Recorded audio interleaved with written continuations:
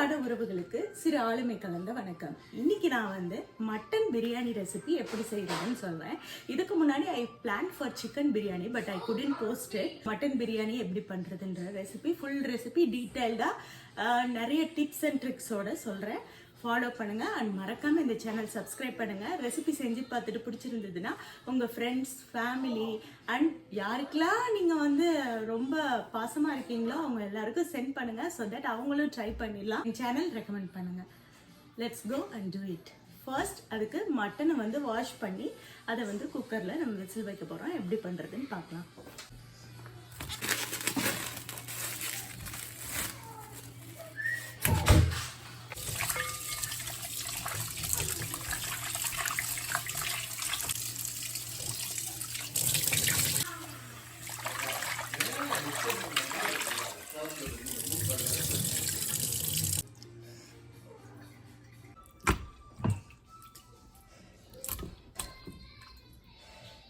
இதில் வந்து நான் எவ்வளோ போடுறேன்னா 1 2 2 கிட்டத்தட்ட ஒரு 2.5 டீஸ்பூனில் வந்து இஞ்சி பூண்டு பேஸ்ட் போட்டிருக்கேன்.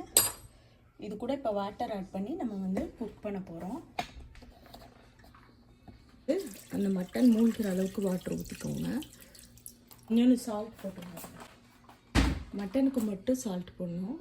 இந்த சால்ட் போடுற ட்ரிக் வந்து என் கோசிஸ்டர் தான் சொல்லி கொடுத்தாங்க. எப்படின்னா அந்த வடிவேல் டைலாக்ல சொல்கிற மாதிரி மெல்லிய மலைச்சாரல் மாதிரி போடணும்.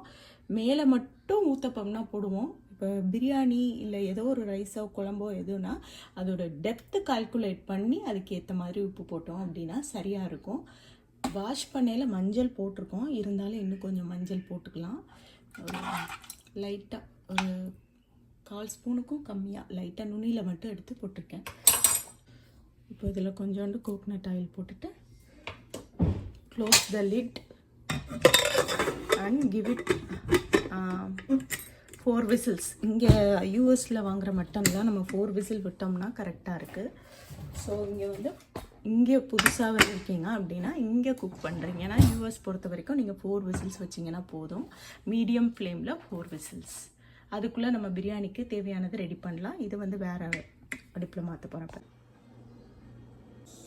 இப்போது நான் வந்து பிரியாணி ஸ்பைசஸ் என்னென்ன எடுத்துருக்கேன்னு சொல்கிறேன். இந்த மாதிரி ஒரு 2 கப் ரைஸ்க்கு வந்து இந்த மாதிரி ஒரு பட்டை, அப்புறம் மராத்தி மூக்கு 2, கிராம்பு 8, ஏலக்காய் ஒரு 3, அப்புறம் இந்த மாதிரி நட்மெக்கு வந்து இதை நீங்கள் ஸ்பைஸை பொடி பண்ணியும் போடலாம். அப்படி இல்லாட்டி லைட்டாக தட்டிட்டு கூட போடலாம். ஆனால் தட்டிட்டு போட்டிங்கன்னா நரன்னு இருக்கும். ஸோ நான் ஹோலாகவே போடுறேன். அண்ட் இந்த மாதிரி அன்னாசி பூ சொல்லுவோம் இல்லையா அது, அப்புறம் கொஞ்சோண்டு கடல் பாசி, நட்சத்திர பூ வந்து ஒரு 1.5 அளவுக்கு எடுத்துக்கோங்க. இவ்வளோதான். இதோட ஒரு பே லீஃப்,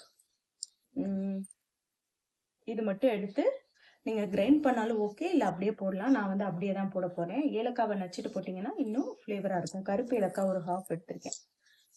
உங்களுக்கு தெரிஞ்ச எல்லாம் சொல்லிட்டேன். ஓகே, இது என்னோட ஒரு style of biryani making. First பிரியாணிக்கு பேன் வச்சுட்டு ஒரு 3 டேபிள் ஸ்பூன் வந்து oil and 1 tablespoon ghee போட்டுக்கலாம். செம்ம ஸ்மெல்லாக இருக்குது. 1 கப் அண்ட் 2 கப்ஸ் இருக்கும். ஸோ 2 கப்ஸ் ஆனியன் போடணும். அந்த ஸ்மெல் வந்தோன்னே போடுங்க. ஸோ வந்து இதுவே 2 கப்ஸ் இருக்கும். ஸோ ஐஸ் இதுக்கெல்லாம் இருக்கும்.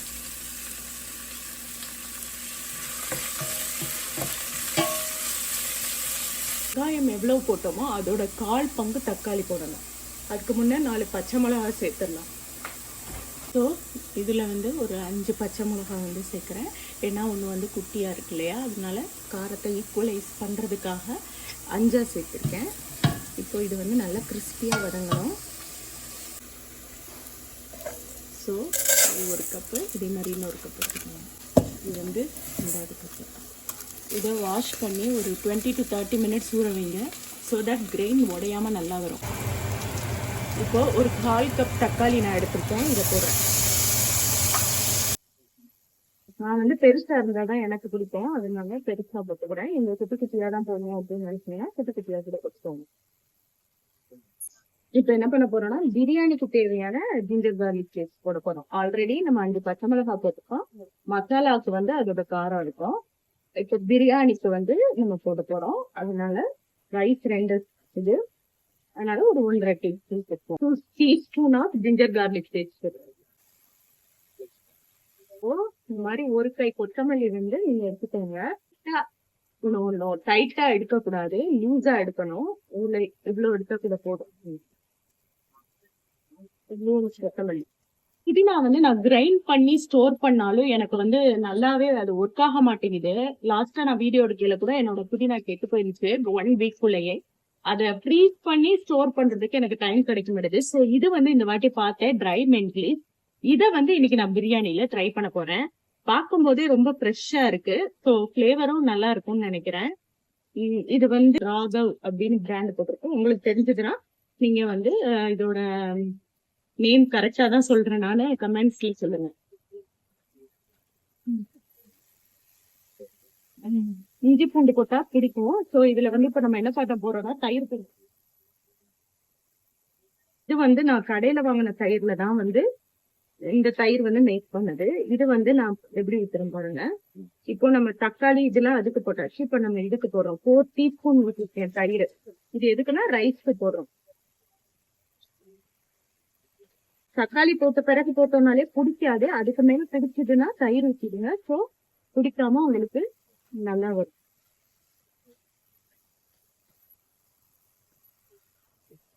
நம்ம என்ன பண்ணலாம்னா மின்ட் லீவ்ஸ்ல வந்து ஒரு 1/4 கப் எடுத்துக்கலாம். இது வந்து ஒரு 1/4 கைப்பிடி. இன்னும் கூட தான் எடுத்திருக்கேன். நான் போட வேண்டிய இவ்வளவு போட்டா நான் போதும். ஸோ மின்ட் லீவ்ஸ் போட்டாச்சு. இதை நல்லா வதக்குங்க இதோட சேர்த்து.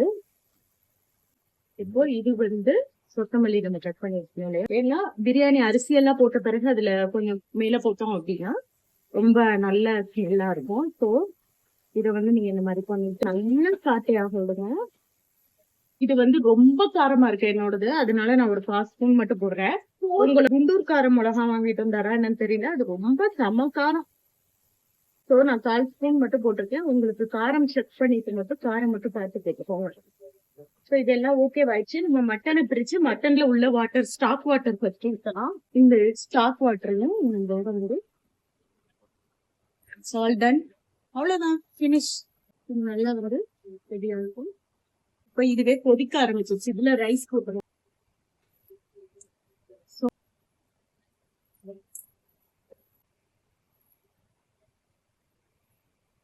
சூப்பரா வெந்திருக்கு. ஸோ இப்ப அரிசி எல்லாம் போட்ட பிறகு நீங்க இதெல்லாம் ப்ரெஸ் பண்ணி விட்டுட்டு இந்த மாதிரி ஒரு கரண்டி எடுத்துக்கோங்க. இது எப்படி விட்டீங்கன்னா 1/4 பங்கு தண்ணி வரணும். இன்னும் கொஞ்சம் தண்ணி ஊற்றலாம். அந்த ஹோலுக்கு முன்னாடி வரைக்கும் மறைகிற மாதிரி பாத்துக்கோங்க. அந்த ஹோலுக்கு முன்னாடி வரைக்கும் கரெக்டா அந்த ஹோல் வரைக்கும் வரணும். இதுல போட்டீங்கன்னா இன்னும் கொஞ்சம் தண்ணி ஊற்றணும். சோ நான் இப்ப வந்து கொஞ்சம் தண்ணி ஊத்த.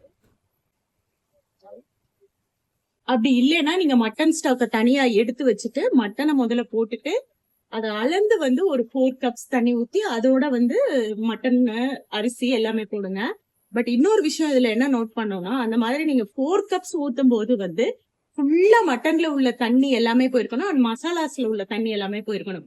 ஒருவேளை அதுல உங்களுக்கு தண்ணி இருக்கும் அப்படின்னு ஃபீல் பண்ணீங்கன்னா கால்குலேட் பண்ணி கரெக்டா 4 கப்ஸ் வர்ற மாதிரி ஊத்திக்கோங்க. அண்ட் சால்ட் இப்ப நம்ம ஆல்ரெடி ஆனியனுக்கு ஒரு வாட்டி போட்டோம், அப்புறம் மசாலா எல்லாம் வதங்கும் போது வேற போட்டோம், மட்டன்ல வேற போட்டிருக்கோம். சோ நம்ம இப்ப போடுற இது வந்து ரைஸ்க்கு தான். ரைஸ் வந்து நம்ம 2 கப் எடுத்தோம். அந்த 2 கப்கான உப்பு வந்து போட்டிருக்கேன். இது வந்து வேற ஒரு சேனல்ல சொன்னாங்க. அது என்னன்னா உப்பு வந்து லைட்டா கூட இருந்துச்சு இந்த உப்பு இருக்கிற மசாலால அப்படின்னா அது வந்து நீங்க குக் பண்ணும்போது கரெக்டா இருக்கும் அப்படின்னு அதுக்கு ஏத்த மாதிரி பாக்குவோம். சோ நான் செக் பண்றேன், சால்ட் செக் பண்றேன். சூப்பர். ஒரு டீஸ்பூன் கிட்ட லெமன் குடிச்சிக்கலாம். அதுல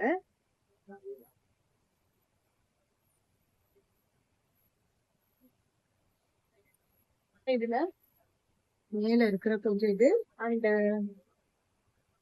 கீ கொஞ்சம் கூட கீ போடுறது காரமா இருக்கிறதுனால.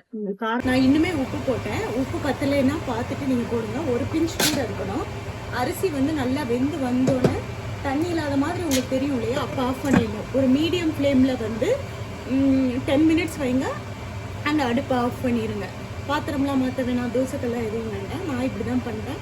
ஸோ இது முடிச்ச பிறகு 10 மினிட்ஸ்ல பிரியாணி ஆகும் ரெடி.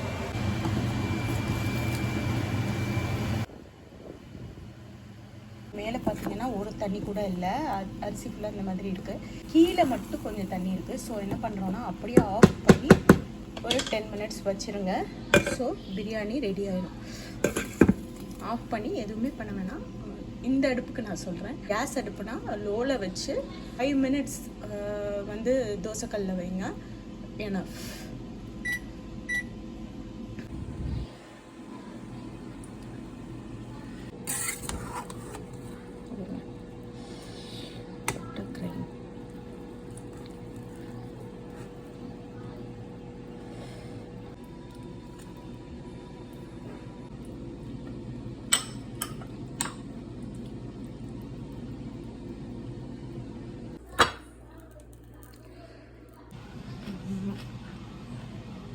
சூப்பராக இருக்குது.